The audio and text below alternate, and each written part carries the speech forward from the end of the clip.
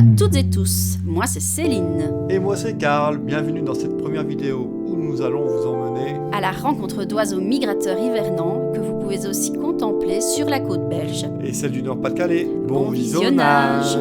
Pour débuter, voici le plongeon arctique. Il est un peu plus grand qu'un canard colvert, mais encore plus fuselé. Il provient du nord de l'Europe. Il se nourrit principalement de poissons. D'ailleurs, il utilise ses ailes pointues pour nager sous l'eau. Nous avons remarqué qu'au moment de se lisser les plumes, il se plaçait au centre du bassin portuaire. Durant ses trajets migratoires en mer, il vole très haut dans le ciel et en grand nombre. Pour pêcher, il plonge la tête la première. Il glisse dans l'eau sans créer le moindre remous pendant 45 secondes. Et d'ailleurs, il descend jusqu'à 6 mètres de profondeur. La bernache cravant est une petite oie sombre à la tête et au cou noir, portant un collier rayé de blanc. Elle provient de la Russie et la Sibérie occidentale. Elle se nourrit essentiellement d'algues, de laitue de mer, de mousse ou encore d'herbes tendres des prés salés. C'est un oiseau migrateur qui vole en ligne irrégulière ou en groupe compact, rarement en formation en V comme les autres oies. Vous pouvez aussi rencontrer en hiver la bernache nonnette. Elle se distingue aisément à sa calotte noire qui enserre sa petite tête blanche comme le voile d'une religieuse dont elle tire son nom. Mais toute l'année, vous pouvez rencontrer la bernache du Canada, qui est originaire d'Amérique du Nord. Elle est la plus grande espèce représentée en Europe parmi les bernaches. Venant du haut Arctique, le phalarope à bec large est un visiteur rare en hiver. Premier regard, j'ai trouvé que cet oiseau ressemblait étrangement à une mouette en miniature. Ce qui a surtout attiré mon attention, c'est le trait noir qui traverse son œil tel un trait de pinceau. Suite à tes recherches, tu as appris qu'il existait un dimorphisme sexuel inversé unique chez les limicoles, où les femelles sont plus grandes et plus colorées que leurs partenaires. Et en plumage nuptial, ils vont se couvrir de couleurs rougeoyantes. Lors de ses grandes migrations en haute mer, soit environ 11 mois sur 12, il va aller se nourrir principalement de zooplancton.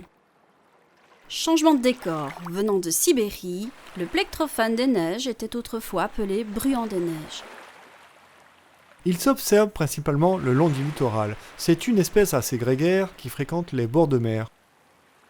Il cherche sa nourriture dans les laisses de mer, les prés salés, les marais ou encore dans les dunes. Oh, regarde, l'individu de gauche, il est différent. Oui, il est plus sombre. Il s'agit ici de la sous-espèce islandaise qui se joint de temps à autre aux autres passereaux. Vous aurez peut-être la chance de l'observer. Cette espèce niche principalement en Islande, mais également aux îles Féroé et en Écosse. Il se différencie par son fin sourcil et son plumage plus foncé.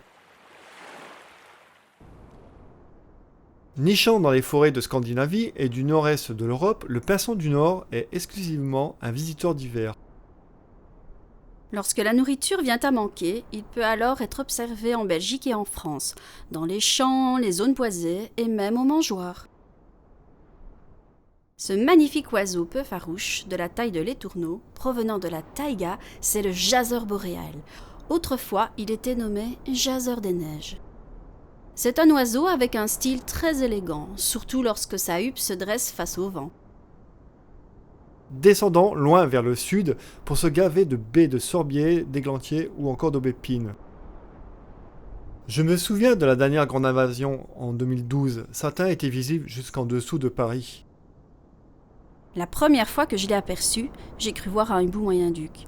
Et quand j'ai vu ses yeux jaunes, j'ai su qu'il s'agissait bien du hibou des marais. Le HDM est un nicheur rare et irrégulier en Belgique et dans le Nord-Pas-de-Calais. Il hiverne habituellement en groupe.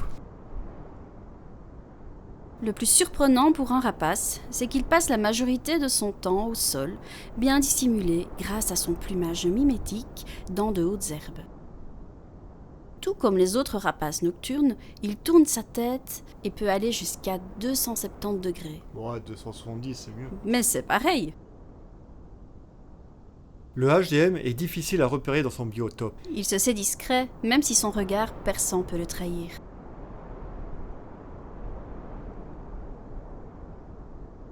Ouah, les yeux!